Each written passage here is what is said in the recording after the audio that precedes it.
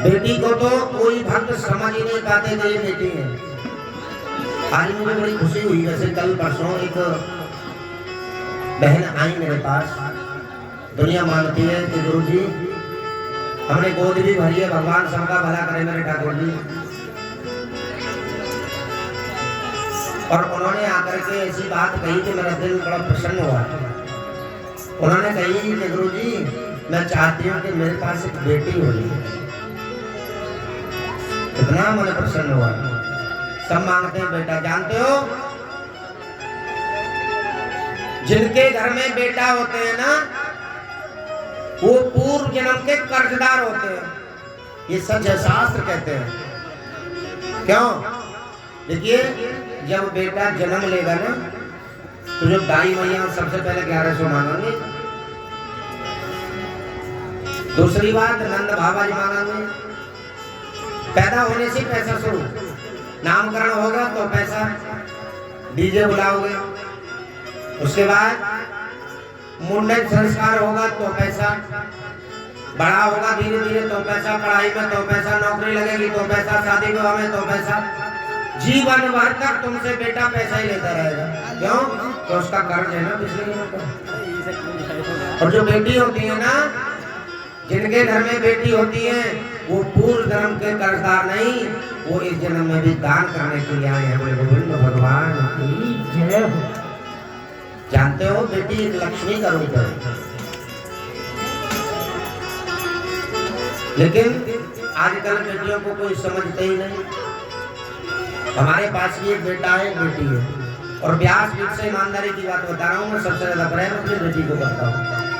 बेटा वृंदावन पढ़ाई कर रहा है, उसका फोन भी एक महीने में 2 महीने में आता है,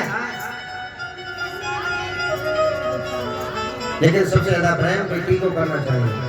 जानते हो बेटी एक जिगर का टुकड़ा है। वही वाली चलाओ, रोस वाली, जो रोस वाली बांसुरी। हाँ, जिनके घर में बेटियां होती है ना, वो कभी दुखी नहीं रहते, सच्चाई है। जानते हो जब बेटी का विवाह होता है ना, देखो अगर बेटा तुमसे पैसा मांगे तो लेकर ही रहेगा।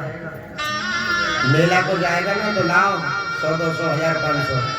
और बेटी को अगर एक बार डांट लगा दोगे तो मेला की जबरदस्ती नहीं करेगी।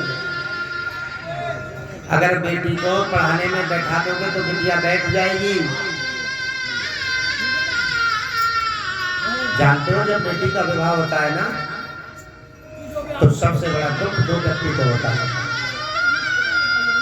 सबसे बड़ा दुख होता है 2 व्यक्ति को जब बेटी का विवाह होता है। किस किस को होता है बताओगे? बताओ किस किस को होता है, जोर से बताओ। माँ को और बेटी को? माँ को बाप को नहीं होता। सबसे बड़ा दुख होता है जिस बिटिया का विवाह है और उसके पिता को। क्या बेटी उस कमरे में जाएगी, कभी उस कमरे में जाएगी, विवाह से 2 दिन पहले सोचेगी मैं ये भी छोड़ के जाऊंगी, मैं ये भी छोड़ के जाऊंगी, मेरे खेल खिलौना सब रह जाएंगे। और पिता को दुख इसलिए होता है कि कैसे ही हो लेकिन मेरी बेटी का विवाह होगा, तेरे फिर जा मेरी बेटी के ठीक ठाक। भगवान मुझे कहीं से कर्ज लेना ना पड़े। जानते हो जब बेटी विदा होती है ना, तो सबसे ज्यादा रोता है पिता, लेकिन पिता किसी को दिखाता नहीं है कि मैं कितना रो रहा हूं। अगर पिता दिखा के रो देना तो माँ उनको देख देख के और ज्यादा रोएगी। देखकर ही रोती है माँ। क्यों? माँ को इतना दुख नहीं होता बेटी के जाने का। बचपन से लेकर के और जवान तक माँ और बेटी की एक ही बात रहती है। हर बात को माँ बेटी शेयर कर लेती है, लेकिन पिता को कभी नहीं बताती। बेटी को प्यार क्यों करना चाहिए? आज भी बता रहा हूँ, जब हम कथा में से जाते हैं ना, तो बिटिया एक साथ पानी लेके आती है, भोजन की भी पूछती है, अगर हमारे ये पट हैं इनको अपना बदलती है, और बेटा जो उनका काम से जाए और बेटा कभी आ जाए वृंदावन से तो सबसे पहले जेल में हाथ डाले, कितने लाए कमा चला।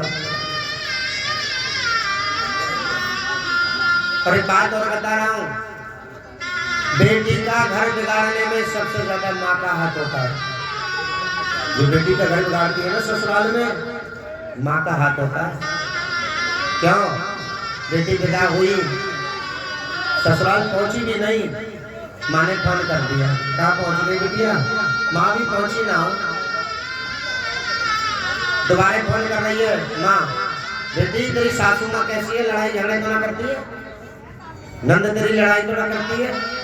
अगर लड़ाई करे ना, अगर कभी पति पत्नी में झगड़ा हो जाए और बेटी फोन करे, माँ मुझे बहुत मारा, तो माँ क्या कहेगी पता है? बैग उठाओ सीधी चली जा, मैं देख लूंगी अपना, यही बोलेगी। बेटी को विदा करते समय माँ को सुनैना बन जाना चाहिए और पिता को राजा जनक बन जाना चाहिए। वनवास किसको हुआ था? राम जी को। सीता जी के साथ नहीं ना, चाहते तो जनक ये कह देते मेरी बेटी को वनवास थोड़ी हुआ है, लेकिन जनक ने ये कहा नहीं बेटी, आज से पिता भी पति भी सब तेरे पति हैं, तू इनके साथ जा, बिटिया को पढ़ाओ। ऐसी होती है बेटी,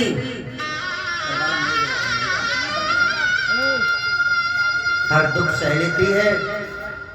जहां हम करने चले जाएं बेटी के लिए लड़का देखे आए, चाहे अच्छा है या बुरा है, हंसते हंसते बेटी उसके साथ चली जाती है।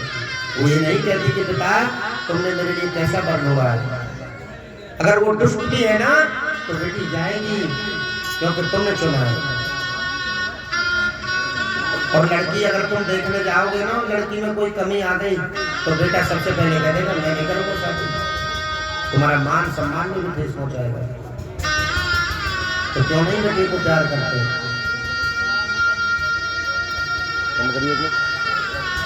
एक बेटी आज से पहले हमारे भारत देश में अल्ट्रासाउंड कराते थे। देखो महाराज डॉक्टर साहब, देखो अगर बेटी है तो घर को नष्ट कर दिया जाए, ऐसा होता था, आज भी चल रहा है। बेटा है तो ठीक है। तो बेटी अपनी माँ से कह रही है क्या?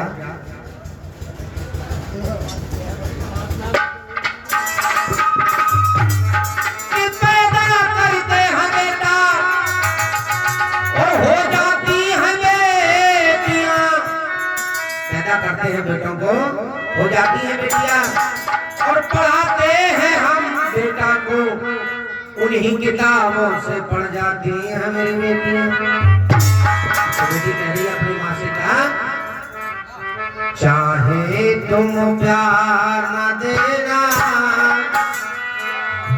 चाहे दुलार न देना,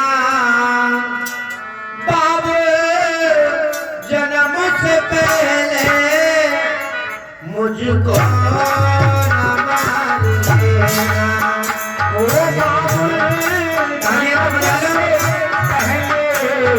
मुझको न मार देना, चाहे तुम प्यार न देना, चाहे दुलार न देना, बाबू जन्म से पहले मुझको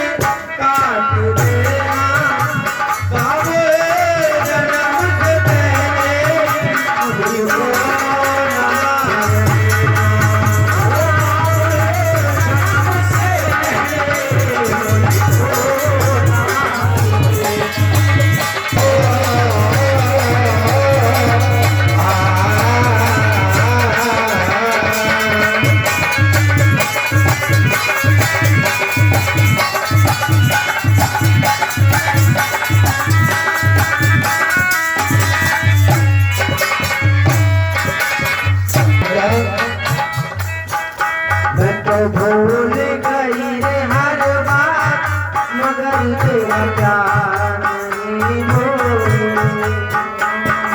भूल गई रे हर बात मगर तेरा प्यार नहीं भूली।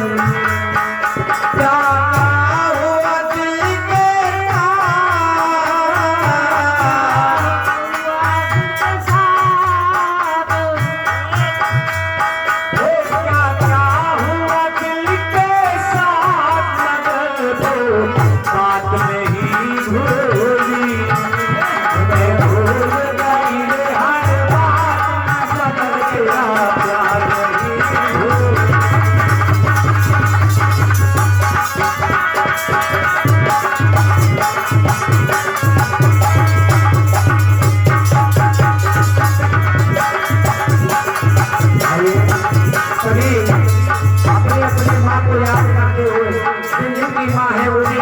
जिनकी माँ चली गई है वो भी याद करेंगे।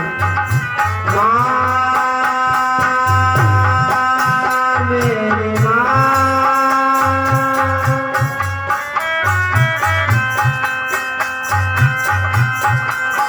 मेरी माँ। हरि बोल। अरे ताली तो बजाते रहो अपनी माँ के लिए।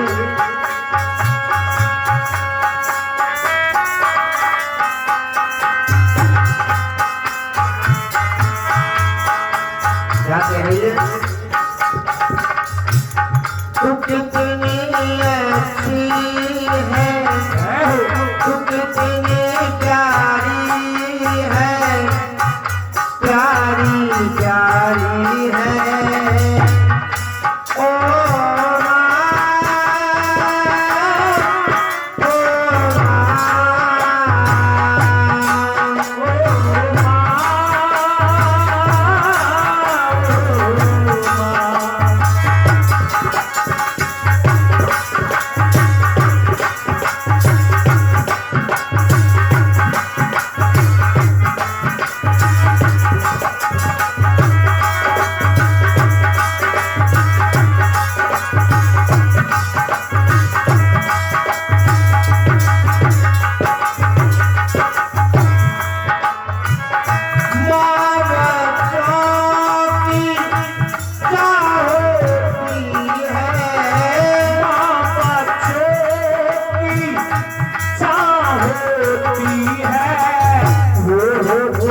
किस्मत वाले जिनकी माँ होती है, हाँ ये है किस्मत वाले जिनकी माँ होती है।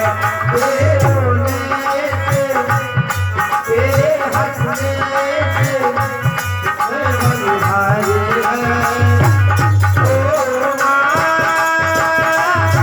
ओ माँ।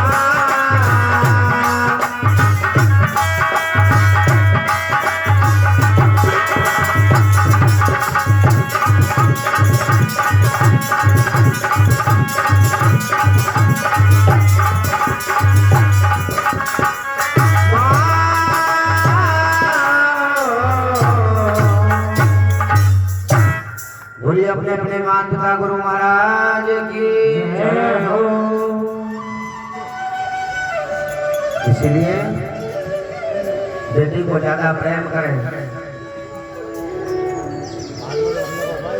बेटी क्या नहीं कर सकती, जो बेटा कर सकता है वह बेटी भी तो कर सकती है ना। झांसी की रानी कौन थी? बेटी थी ना। अकेली अंग्रेजों से लड़ाई की उसने। लक्ष्मीबाई कौन थी? वो भी तो बेटी थी।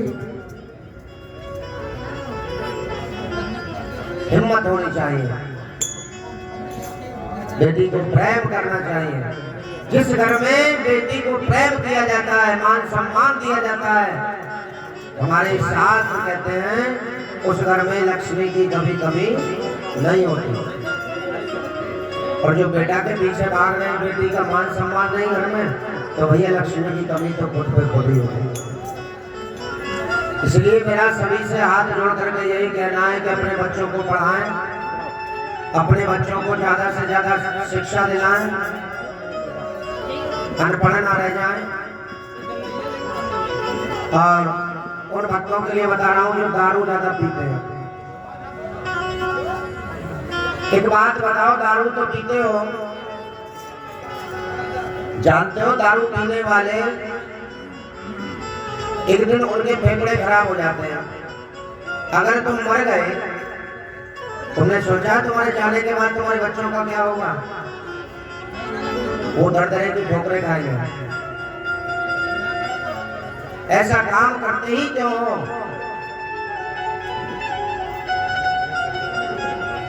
पहले दारू भी दवाई का काम करती थी। बुजुर्ग लोग कहते थे दवाई दारू ले आओ, लेकिन आजकल तो भैया शौक बन गया था। शराब जिसके घर में पी जाती है उसके घर में कभी प्रेम नहीं होगा, उसके घर में कभी पैसा नहीं रुकेगा, उसके घर में शांति नहीं मिलेगी, अशांति से शांति मिलेगी। इसलिए हमारे भागवत जी यही सीख देते हैं कि शराब ना पीनी चाहिए। आइएगा, बड़ी सुंदर कथा, गोवर्धन पर्वत पूजा। एक समय जब भगवान 6 वर्ष के हो गए तो यशोदा मैया मालपुआ खीर पकवान बना रही थी। अब भगवान कहने लगे, मैया ये तुम खीर किसके लिए बना रही हो? थोड़ी सी मोह दे दो। मैया बोली, बेटा ना, अभी पहले जय जय होगी। अब भगवान कन्हैया बोले, मैया ये बताओ जय जय किसको नाम है? बोले, नाम ना हुआ है जय जय, वो है ना इंद्र भगवान, उनकी पूजा होगी, उसके बाद तुझे खीर दी जाएगी। बोली, मैया राहुल इनकी सुनो, है कैसे खड़ी है?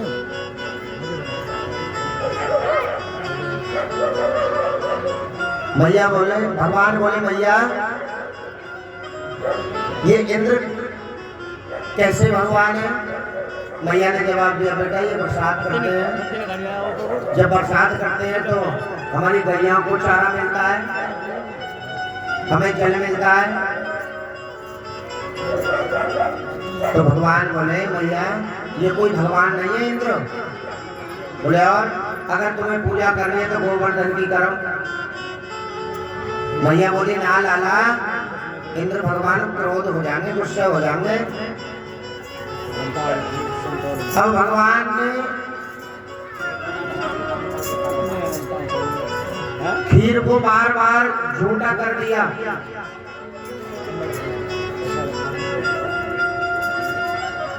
इंद्र भगवान, इंद्र जी ये देख रहे थे।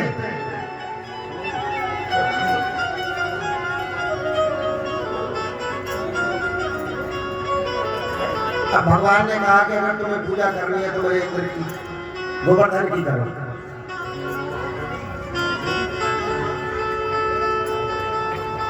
इतने पर ही इंद्रदेव क्रोधित हो गए। अब जब इंद्र क्रोधित हो गए तो मूसलाधार बरसात शुरू कर दी। इधर नंद बाबा पूरे ब्रजमंडल में हल्ला है, गो भैया कोई इंद्र की पूजा मत करियो, पूजा करनी है तो गोवर्धन की करियो। इंद्र ने बरसात की, 3 दिन तक लगातार मूसलाधार बारिश शुरू हो गई, क्रोध हो गई। अब जब बरसात शुरू हुई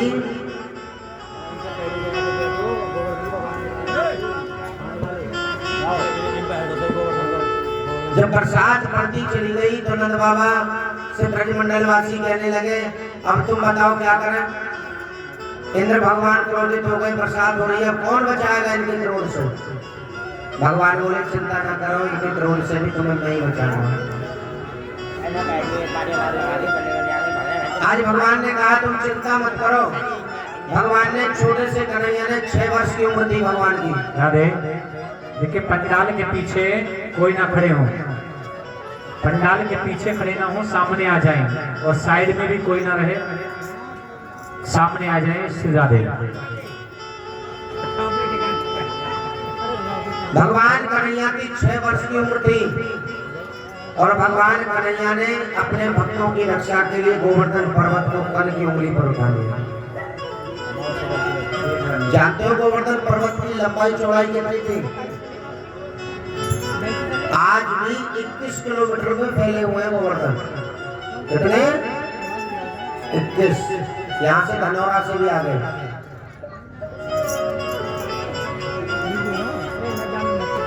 गोवर्धन की इतनी ऊंचाई थी कि गोवर्धन से और मथुरा की दूरी 25 किलोमीटर है।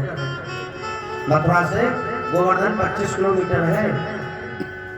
लेकिन जब दोपहर का समय होता था ना तो मथुरा तक छाया जाती थी गोवर्धन की।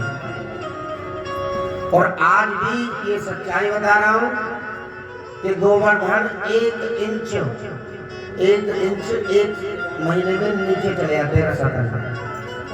जिस दिन तो गोवर्धन लुप्त हो गए उसी दिन पृथ्वी प्रलय हो जाएगी। ये भी सच्चाई है।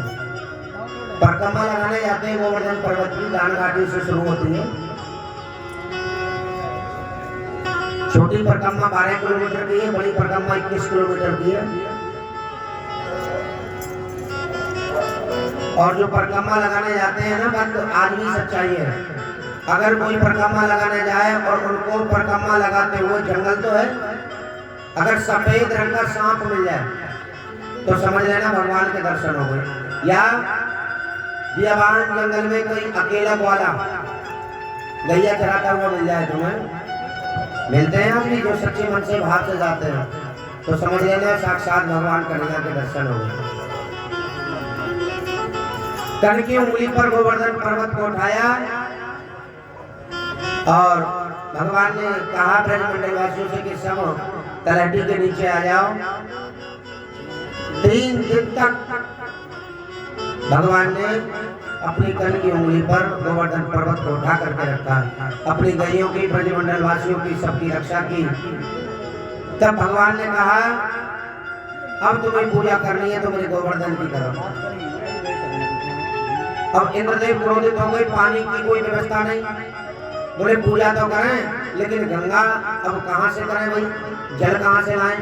तो भगवान ने वहां मानसी गंगा प्रकट की। बोली मानसी गंगा की। तो सबसे पहले नंद बाबा और यशोदा मैया मालपुआ लेकर के 56 प्रकार के भोग लेकर के गोवर्धन पर्वत को मनाने के लिए जाते हैं और उनकी पूजा करते हैं। आइएगा परीक्षित महाराज, परीक्षित जी, गजेंद्र जी, हाँ परीक्षित को तो भूलिया आई मैं परीक्षित हूँ। अपनी पत्नी को लेकर आओ और पूजा करो सबसे पहले। गायब हो गए तो मोबाइल में ढूंढ लो, गूगल पे सर्च मारो कहाँ गई मेरी पत्नी। क्योंकि कथा तो सुनी ना रहे तो कोई बात नहीं, जो कलश वाली बिटियां हैं वो खड़ी हो जाए, जो लाए हैं भगवान और पूजा करें। गोवर्धन की पूजा करेंगे। पूजा कैसे करनी है? मालपुआ खिलाना है, धूपबत्ती लगानी है, तो रोली लाए हो तो रोली से तिलक लगाओ, दक्षिणा चलाओ और 1-1 परिक्रमा करो। दक्षिणा चलाने मत भूलिए। देख रहे हैं गोवर्धन।